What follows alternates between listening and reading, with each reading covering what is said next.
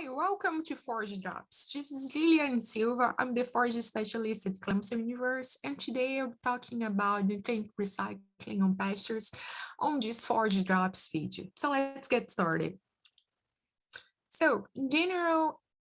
I do like to think about the soil as a bank account, which requires maintenance as any other our accounts. So we do have a amount of nutrients that are available there, and if we're taking some out, we need to be thinking about how the dynamics of nutrient recycling will be, and if how much we are going to need to be replenishing, and that's going to be involving getting soil samples routinely, but also thinking about building that soil organic matter and replenishing those nutrient levels that should be in a certain range of the soil, at least at the target range on your soil reports, and also building that pH to the range that should be for the forages that you're using, especially if you're going to be establishing a new forage and you have a really low pH, you need to make sure that you are at the proper pH before establishing a new forage on a given area. So the management that we're going to be doing, it's going to be affecting the nutrient levels, the pH that's going to be there, and also we are able to be working on enhancing that soil nutrient pools and the health of the soil by improving those management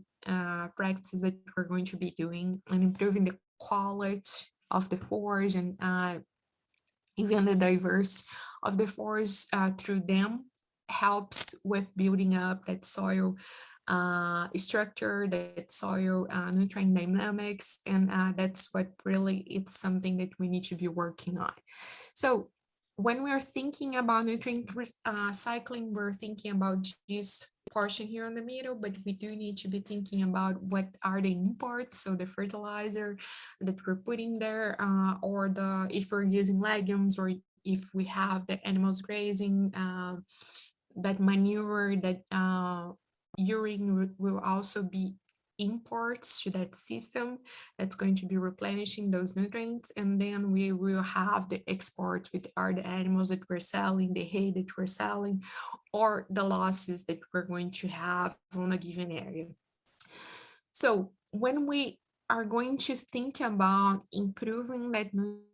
distribution and that nutrient recycling, we need to be thinking management practices that we're going to be doing throughout the year. And that involves, for example, the way that we're feeding the animals in the pasture. So if you are feeding hay on fall and winter months, just moving the rings or the place that you're enrolling the bale to rotate throughout the area, it's going to be something that helps with that nutrient distribution, because the animals tend to concentrate on the areas surrounding the feeding area, surrounding the water areas. So that's going to be helping with that nutrient management that we're going to be doing. And also something that we can consider is to be feeding the animals on fall and winter months on the poorest pastures that we have. So we are going to be able to distribute that nutrient on those pastures a little more and really be working towards improving that fertility on that period of time. And something that is really important for the management for the system, because it's going to be it's going to be impacting both the forage responses but also the soil nutrient dynamics and accumulation, and also the response that the animals will have in terms of performance,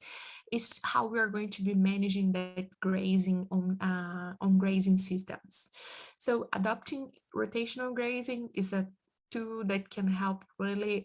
can work really well on a system and can help with removal of that that forage more uniformly, or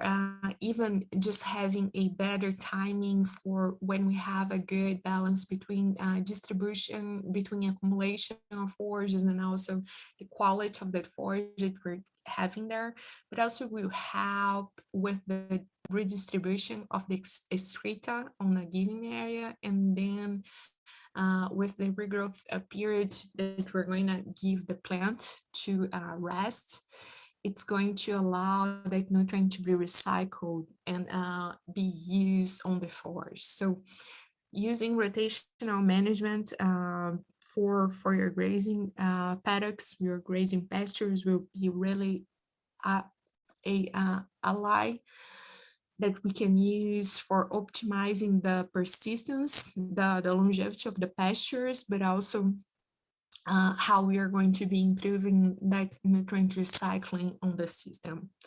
With that, I conclude what I had for today. If you have any questions, please feel free to reach out to my mail here on the screen. Thanks so much for watching Just Forage Drops, and I hope to see you on the next.